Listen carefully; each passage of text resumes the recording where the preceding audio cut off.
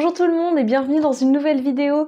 Alors aujourd'hui j'avais envie de faire une vidéo comme j'en avais fait une il y a quelques temps, qui était une vidéo, un bilan culturel où je vous parlais de mes dernières lectures, de mes lectures en cours, mais aussi de ce que j'ai vu récemment en cinéma, de ce que j'ai récemment vu comme série, ce que j'écoute comme podcast, de la musique que j'écoute en ce moment, donc quelque chose d'un peu plus global et pas seulement autour du livre. Je propose qu'on commence sans plus tarder, alors c'est parti!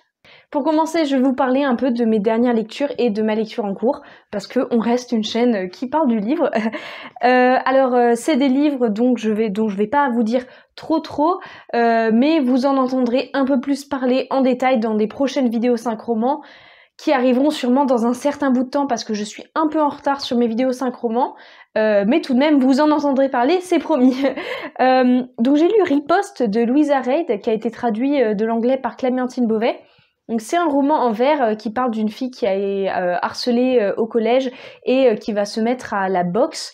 Alors franchement, je l'ai trouvé un peu décevant, j'en attendais plus, surtout que j'en avais entendu vraiment beaucoup de bien, mais j'ai eu l'impression que j'avais déjà lu ce type d'histoire 1 million de fois auparavant, et même le style en vers libre n'était pas si accrocheur, donc je l'ai lu super vite parce que c'est du vers libre, c'était agréable, mais vraiment sans plus. Alors ensuite j'ai lu le premier tome des Mémoires de la forêt de Michael Brun-Arnaud. Donc c'est une série, il y a déjà le tome 2 qui est sorti, que je vais lire bientôt, française.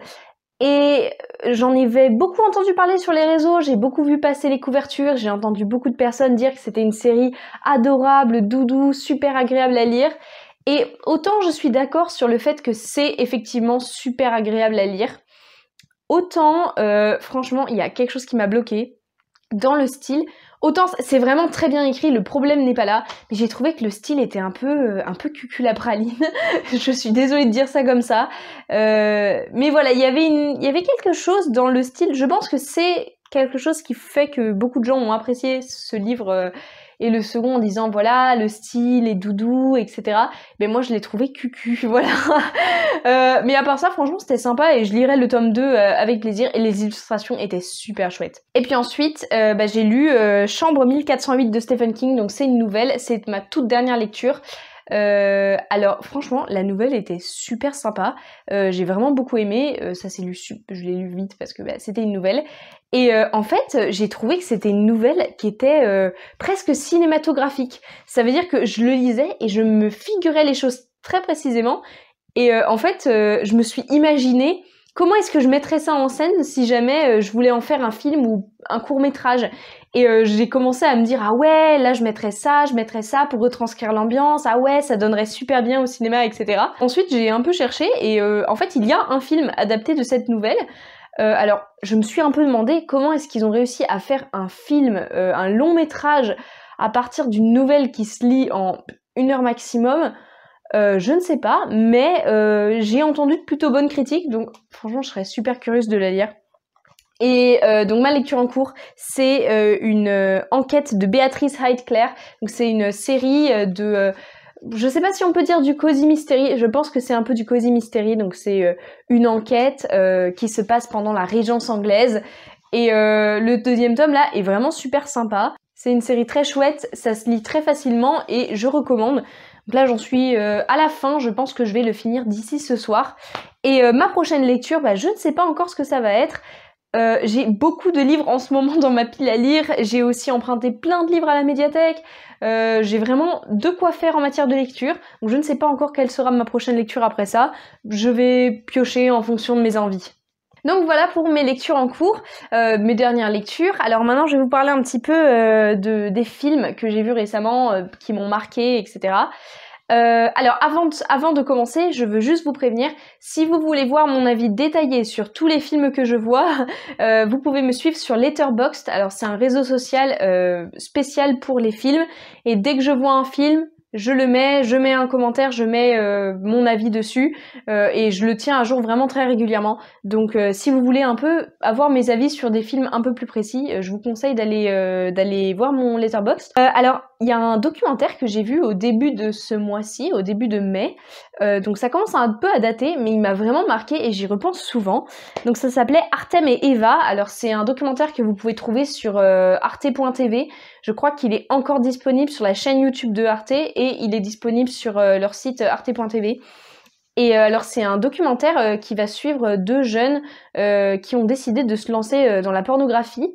Et donc on va les suivre, on va suivre un peu leur questionnement, leur cheminement, comment ils vivent avec cette sorte de double vie. D'un côté une vie assez banale d'étudiants, ils sont russes. Et de l'autre côté, le fait de faire de la pornographie, devenir potentiellement connu, faire le buzz, c'était mais vraiment super intéressant. Ce qui était génial dans ce documentaire, c'est qu'il n'y avait pas de voix off, il n'y avait aucun commentaire. On suivait juste les deux protagonistes sur leur chemin, dans leur vie. Et j'ai trouvé que le documentaire était vraiment extrêmement intimiste. Vraiment, on se sentait proche d'eux et on n'avait pas l'impression... À un moment, je me suis fait la réflexion quand je regardais ça, j'oubliais qu'il y avait une caméra et j'avais l'impression que je voyais un film scénarisé et pas la vie de deux personnes en vrai. Et c'était vraiment vachement bien. Et ce que j'ai beaucoup aimé, c'est que c'était un film très intéressant et qui n'émet aucun jugement. Il n'y a aucun jugement sur le fait de faire de la pornographie, sur le travail du sexe. C'est juste montré comme c'est, ni en bien, ni en mal, et c'est vraiment au spectateur ou à la spectatrice de se faire sa propre opinion. Et donc c'était vraiment un super documentaire. Alors par contre, attention, il y a certaines scènes de sexe explicites dans le documentaire et au vu des sujets abordés, donc à ne pas regarder avant un âge approprié. Voilà, ça me semble faire sens, mais je préviens quand même. Ensuite, j'ai vu il y a pas longtemps Souvenir de Marnie, qui est un film du studio Ghibli. Et alors c'est un film que je n'avais jamais vu, étonnamment, alors que j'ai vu tous les autres films des studios Ghibli, mais celui-là je l'avais jamais vu et j'ai regretté ne pas l'avoir vu avant. C'était un film tellement intéressant et magnifique. Alors déjà, visuellement, c'est un film qui est super beau. Émotionnellement, à la fin, j'ai lâché ma petite larme, alors que franchement, je suis pas facile à émouvoir en matière de film, je pleure pas souvent, mais là, j'ai lâché ma petite larme. Et c'est un film qui parle de se découvrir soi-même, d'acceptation de soi, de trouver son cercle de personnes, de traumatismes familiaux et de comment ils nous façonnent. Et c'était vraiment absolument magnifique et je le recommande grandement. Mais voilà, je sais pas pourquoi, j'ai attendu autant avant de voir ce film alors que j'étais sûre que ça allait me plaire. Je l'ai vu et en effet il m'a plu. Et puis ces derniers temps je suis allée 2 fois au cinéma. Alors déjà j'ai été voir About Kim So-hee. C'est un film coréen qui raconte l'histoire de So-hee, qui est une jeune étudiante lycéenne, et elle doit faire un stage et elle se retrouve à faire un stage dans un centre d'appel et très vite elle se rend compte que ce stage n'est pas du tout ce qu'elle espérait et ça se transforme en enfer. Donc c'est un thriller psychologique, un drame. C'était vraiment super, assez estomacant. Je pense que c'est vraiment un film qui essaye de pointer des problèmes sociétaux de la Corée du Sud. Donc je suis pas forcément familière avec la culture coréenne, mais j'ai trouvé que c'était vraiment très intéressant. Et c'était vraiment chouette, je me suis pas ennuyée du tout, alors que le film est un petit peu long. Et ouais, vraiment cool et triste, très triste et très... assez sombre, hein. C'est un film vraiment assez sombre, donc ne pas aller le voir en espérant quelque chose de joyeux. Mais déjà, rien qu'en lisant un peu le synopsis, on se doute un peu du genre de film que ça va être. Et ensuite, je suis allée voir Suzume de Makoto Shinkai. C'est le réalisateur de Your Name, donc c'est son tout dernier film. Donc on va suivre Suzume qui va rencontrer un étrange garçon et qui va découvrir l'existence de portes qui s'ouvrent sur notre monde et qui laissent sortir... un ver démoniaque. Je vous en dis pas plus, mais c'était génial. La musique, visuellement, c'était absolument magnifique. Et l'histoire était super prenante. Il se passe toujours des choses, il y a de l'action, il y a de l'émotion. Et c'est un film qui parle aussi beaucoup du drame de Fukushima et du séisme de 2011 et du tsunami de 2011 qui a ébranlé le Japon, et qui parle du fait que les campagnes japonaises se vident et qu'il y a un énorme exode rural. Et c'est un film qui aborde plein de thématiques et qui est vraiment super intéressant et magnifique. Visuellement, c'est magnifique. Donc je vous le recommande grandement. Il passe en ce moment dans les cinémas. Donc si je pense il va bientôt arrêter d'être au cinéma. Donc, mais si vous avez l'occasion, allez voir ce film qui est vraiment super chouette. Et sinon, j'ai revu Les Gardiens de la Galaxie 1 et 2 et j'espère bien aller voir le 3 au cinéma. Donc j'ai revu un peu les 1 et 2 aussi pour me remettre en mémoire ce qui se passe. J'espère que je vais réussir à aller voir le 3 au cinéma parce qu'il a l'air super bien. J'en ai entendu que des critiques vraiment ultra positives. Donc ce serait trop cool. Et voilà pour mes films du moment, donc les derniers films que j'ai vus qui m'ont marqué. Et je propose qu'on parle tout de suite de séries parce que c'est dans le ton. Alors en série, je dois avouer qu'en ce moment, je regarde pas grand chose. De manière générale, je suis pas quelqu'un qui regarde énormément de séries parce que je trouve ça trop long. Je préfère grandement les films aux séries. Mais il y a quand même des exceptions, il y a quand même des séries que j'adore. Donc en ce moment, je suis en train de revoir tout Brooklyn Nine-Nine. Souvenez-vous, dans ma dernière vidéo de bilan culturel, je vous avais dit que j'avais commencé Brooklyn Nine-Nine.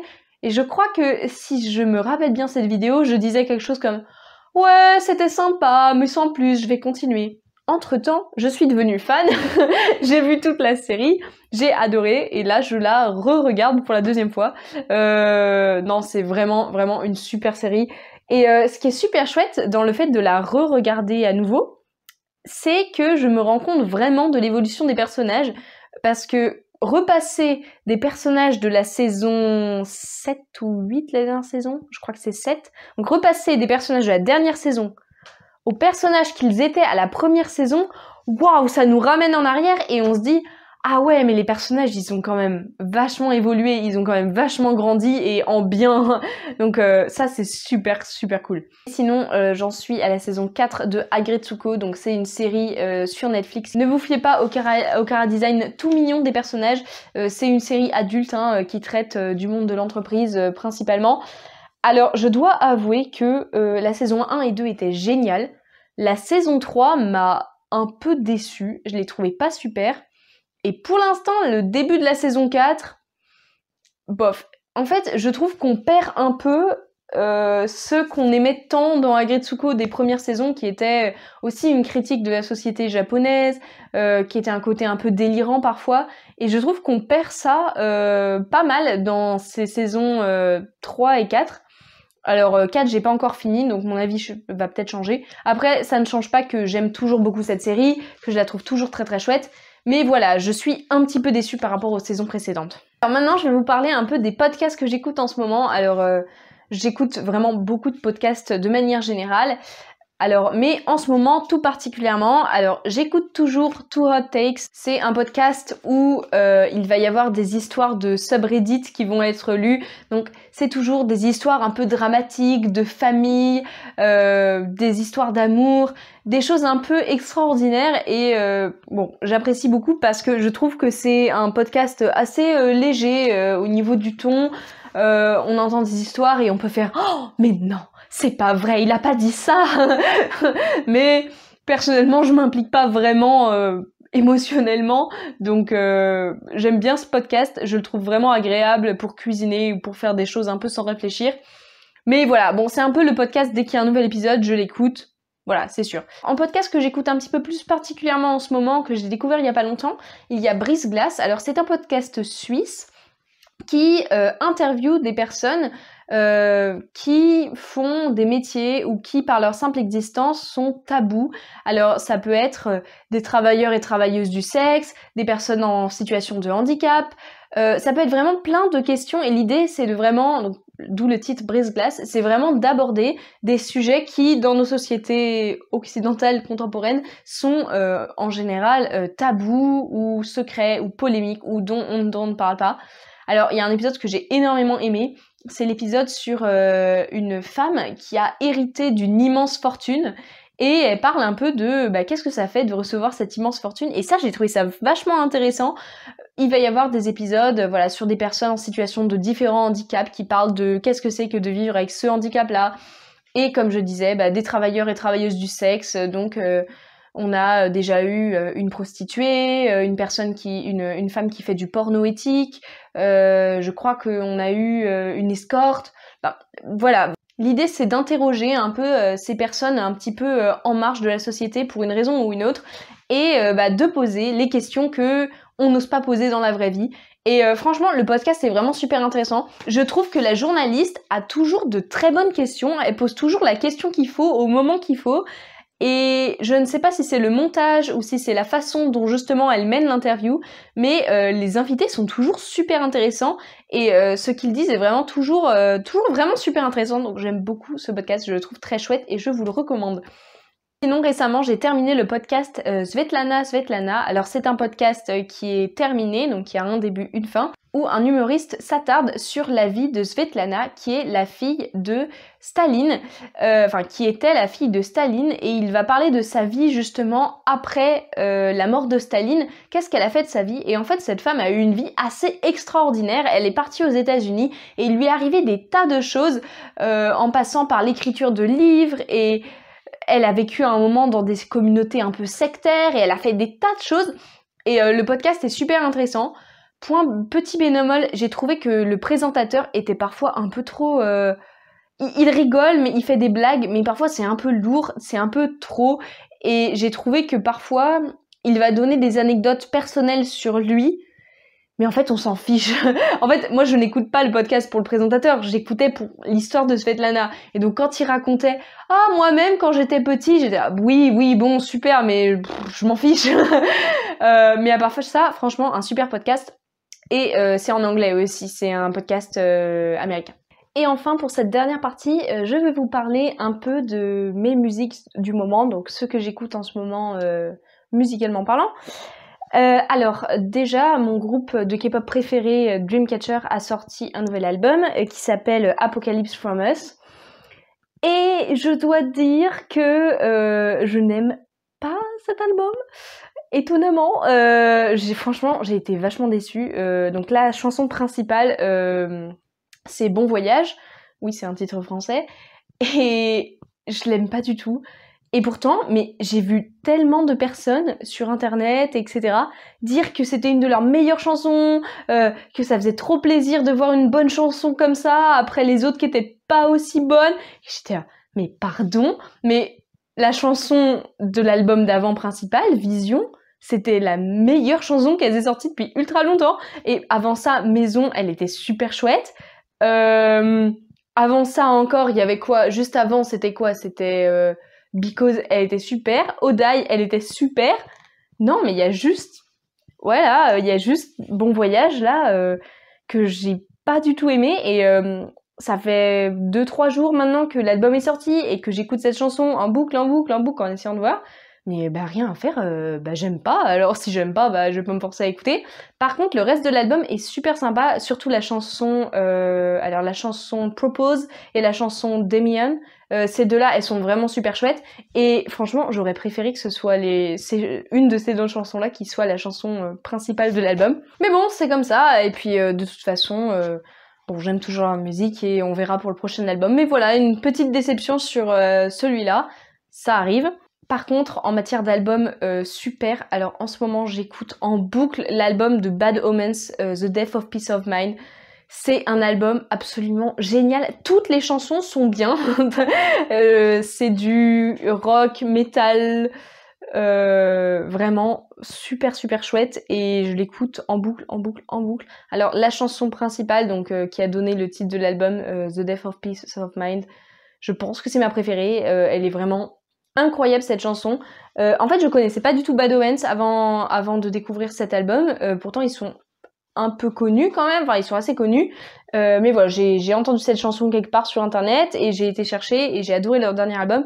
Mais voilà, j'ai pas encore été vraiment écouter les chansons qu'ils ont fait avant ce dernier album, mais The Death of Peace of Mind, cette chanson elle est incroyable, et je trouve qu'elle montre le chanteur, il a une voix, alors il arrive à faire une voix très aigu, il arrive à faire une voix très suave, très douce, et l'instant d'après, il nous fait du métal et il nous fait un gros...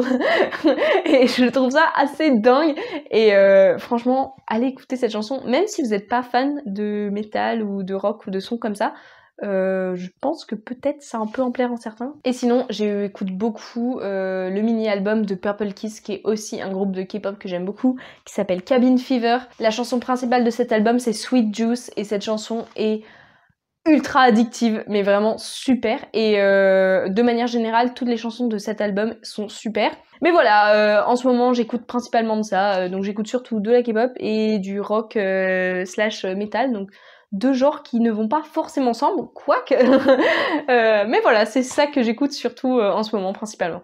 Merci d'avoir regardé cette vidéo, j'ai vraiment beaucoup aimé la tournée, j'étais contente de tourner. Pour être complètement transparente avec vous, j'avais la flemme de tourner aujourd'hui, j'étais censée tourner une vidéo synchroment, mais j'étais vraiment pas dans le mood pour ça, et donc je me suis dit qu'à la place, je pourrais vous faire une petite vidéo un peu de bilan culturel.